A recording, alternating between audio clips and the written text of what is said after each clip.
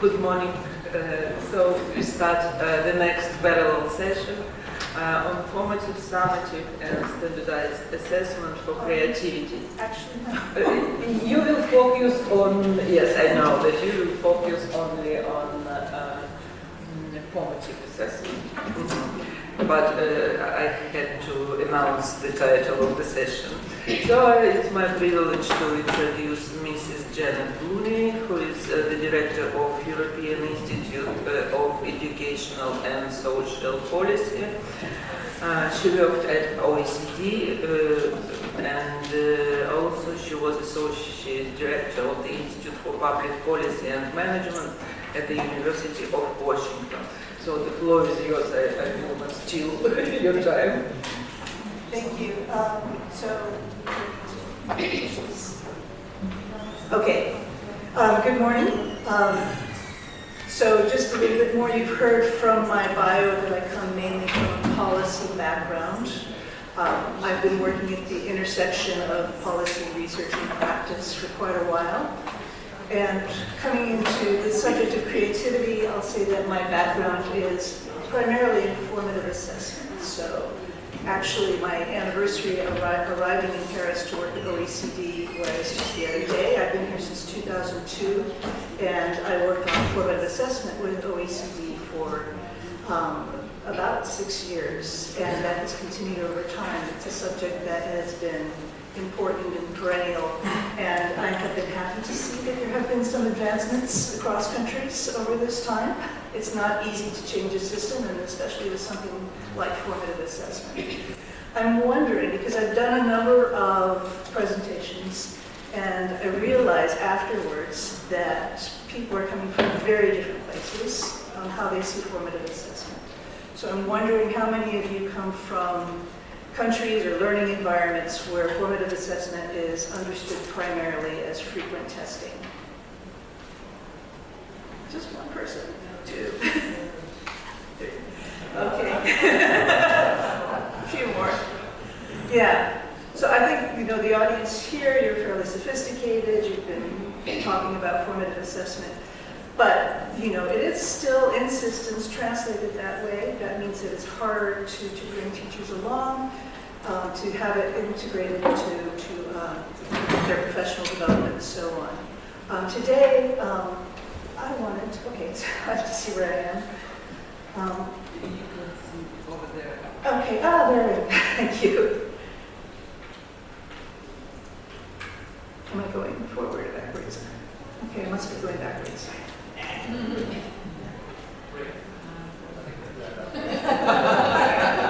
Well, I think we have some problem with the presentation. Okay, that's fine. I have it with me, so I will just talk. Because I don't have too many fancy graphics, I'll just share what I was thinking about today. So my main aim today was really to just share some food for thought. I've been hearing already some great presentations, and just to try and add a little bit to that. So coming in and learning about formative assessment, I think one of the most important things that we wanted to promote with the OECD studies and since is that formative assessment in a classroom is integrated part of teaching and learning process. It's not something separate. It's not something that comes at the end of a learning unit to see if you're on your way to the test, even if you're not getting a paper test. I like the work of Black and William when they're talking about embedded formative assessment. So how many people here have heard about embedded formative assessment? So I was asked to talk specifically about feedback, but for me, feedback is not just the words you say, how you help a learner scaffold to the next step. It is also about how you design your lesson from the very beginning. So when you're thinking about the inferences that you need to make when you're observing a learner, when you're engaging in discussion, what is it that you need to understand about how they're taking in the information? What do they understand? What are their misconceptions? Where are they going with it? So from the very beginning, you are thinking about what activities, what discussion topics will be important for that. The next thing you need to think about is that it's not going to go as you planned. That there are always going to be contingencies in the way you teach. And you need to be prepared to really take advantage of moments in your conversation or your activity to bring it to the next stage of where you want to go. And of course, when we're talking about creativity, this can be in any type of school class situation, mathematics, literature, and so on. We're talking really about the everyday creativity. I'm wanting to talk specifically today about processes and products, not so much about creative dispositions because it's been covered excellently by other people at this conference. And I also think that the assessment of creative processes and products is kind of the frontier of where we are because it hasn't been so easy to do. I'm sorry that I'm not sharing the words in front of you, but the William definition of embedded formative assessment, there are 5 steps. So the first one is clarifying, sharing, understanding, learning intentions. So there's a bit of transparency there. Everyone knows pretty much where they're going. Then, as I was just saying, engineering the effective discussions, the tasks, the activities that are going to elicit the evidence of the learning. Then the feedback. So the feedback may be words and scaffolding. It may be the next activity that you've decided that will help them move to the next step. Then, of course, there's the activating the students as learning resources for one another, so the collaboration, the peer learning, and for their own learning. So those are the 5 steps that maybe we'll have the okay, it's fine, but I'm moving on. One thing about formative assessment and creativity, there's a bit of a difference for me. So a lot of formative assessment work focuses on closing the gap between the learning goal and where the student is right now. That can be kind of an instrumental relationship, and especially if you're in a culture where you're trying to prepare learners for a standardized assessment, there are particular learning goals. If you're going to look at creativity, that learning goal might not be completely defined. So that's something that we need to think about. So even though this is a criterion referenced approach, you need to leave it open. And one way to deal with that is to decide on what the criterion is, what the outcome is with the learners. So, you know, you're having some external standards, but not completely. Another aspect that I think is quite important to emphasize when we're talking about assessment, formative assessment being integrated in the classroom is that it is a meaning-making process. So I particularly like Broussard and Pryor and their work when they're talking about formative assessment that say that it's an exploratory approach and you're learning together. The outcomes aren't always defined, and so that means that there might be even more contingencies in meaning-making in the classroom. It's really an interactive approach. This is something where I think the teachers themselves will need to scaffold their learning to get to this point. It is really kind of a dialogue with students, and you're not just getting through the curriculum. You're really working together towards something that's novel and developing your creative processes.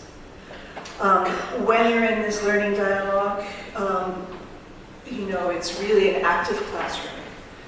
Learners are contributing. Their responses are not just, are they fitting, but how can I use this response? What is the contingency here? How can I take it forward? If a response sounds silly, is that always the case? Could there be a kernel of something that's really interesting in here? Okay.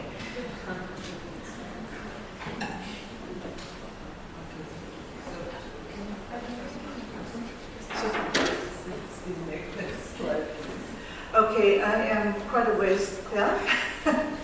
So another one, and one more. So steering the learning dialogue.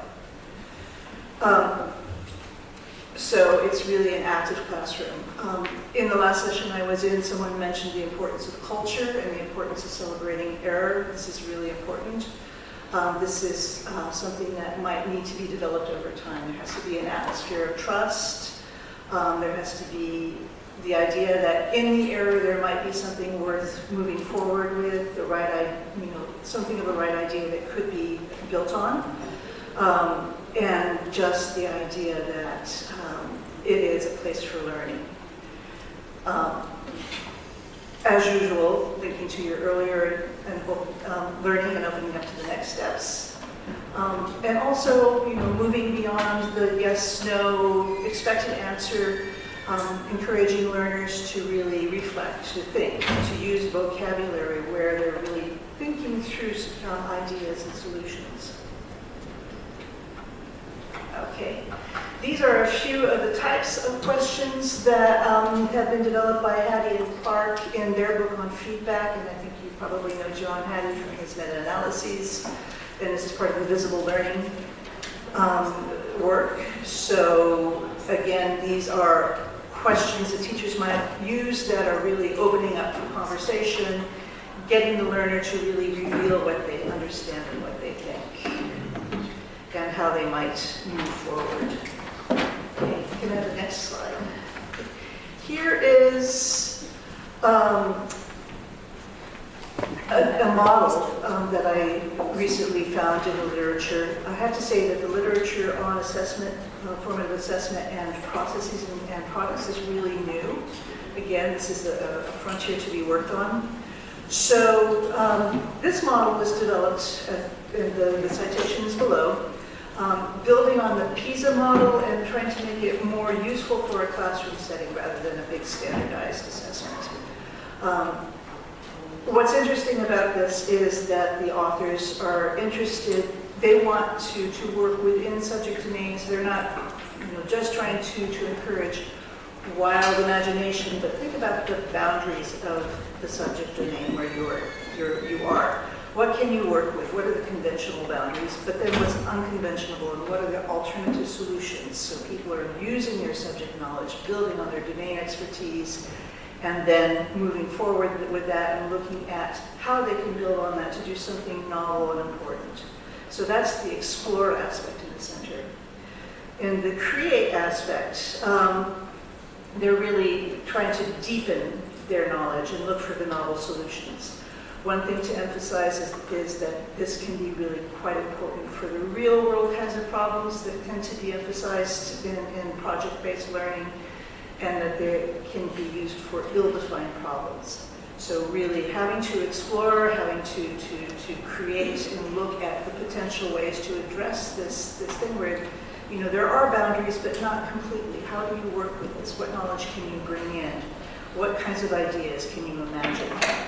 And then finally, improve, and this is sort of your own ability to assess and build on and improve and collaborate and go further with your ideas and optimize your solutions. And then the authors have emphasized the importance of being able to communicate your ideas.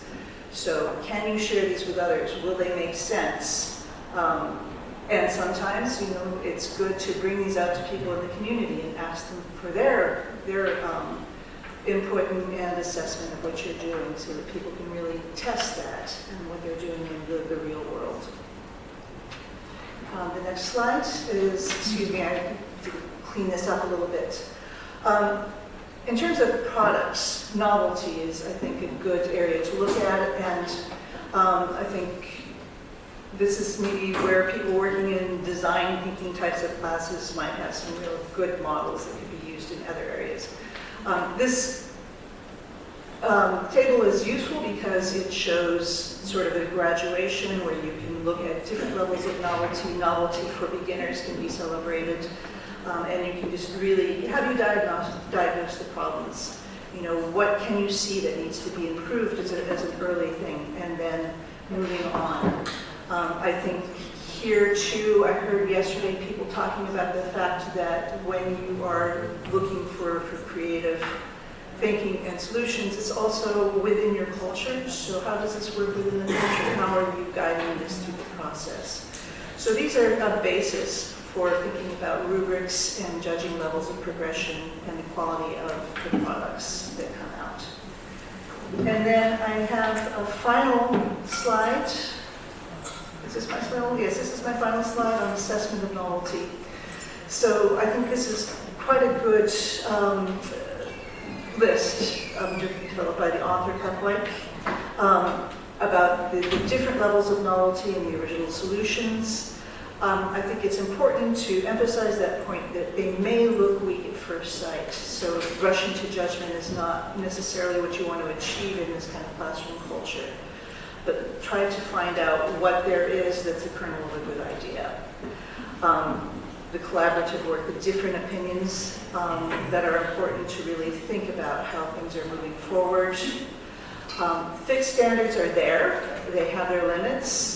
They can be useful, but then again, you need to move beyond those, especially when you're looking at ill-defined problems.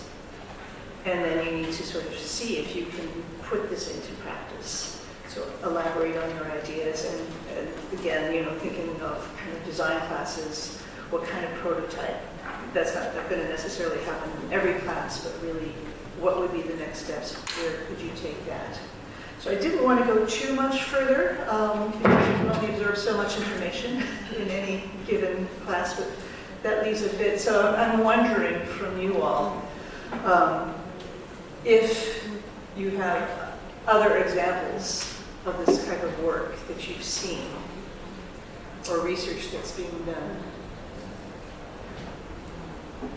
First, let me thank our speaker for this insightful presentation, and now we would like to invite the audience for some interaction. So please answer the last question of our speaker.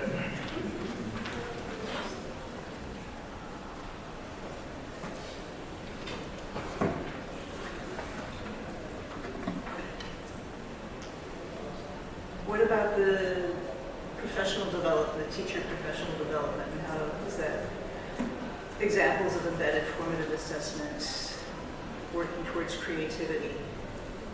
Is this something that's really on a frontier for most of you?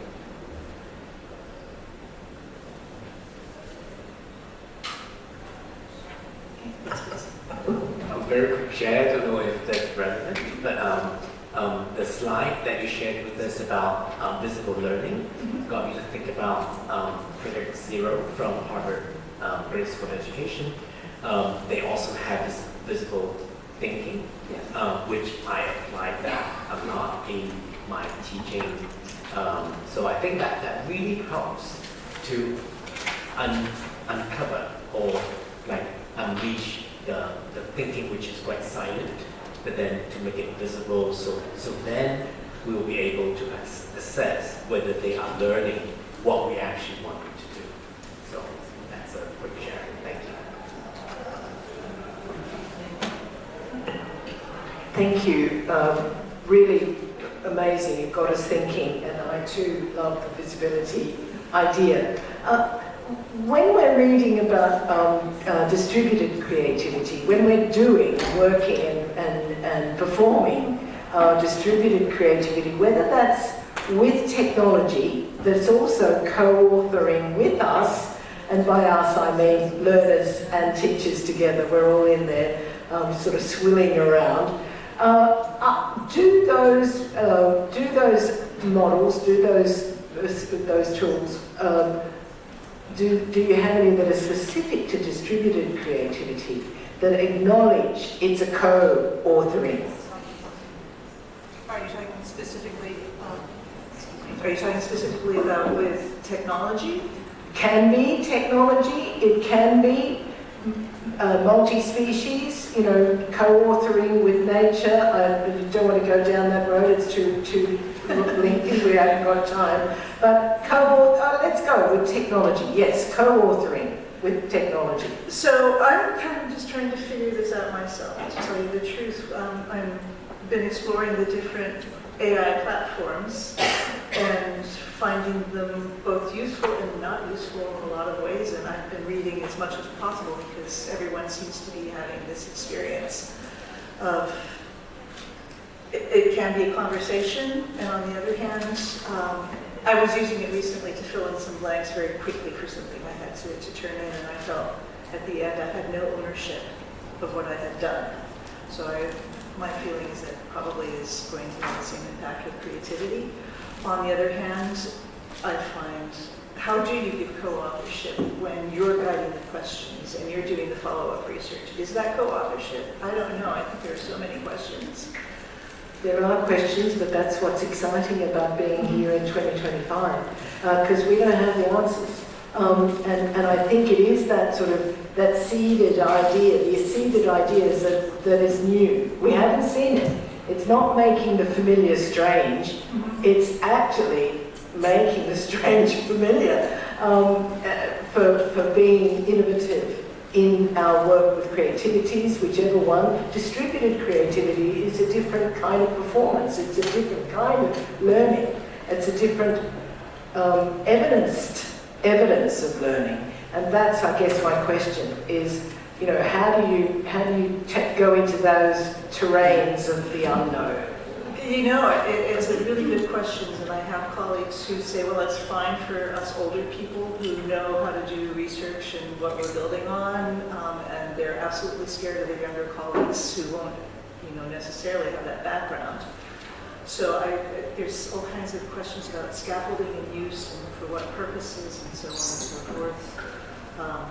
But I could see, yes, that, you know, if you wanted to have a dialogue with your AI to work through your ideas, why not? But then don't trust it completely. Okay, thank you.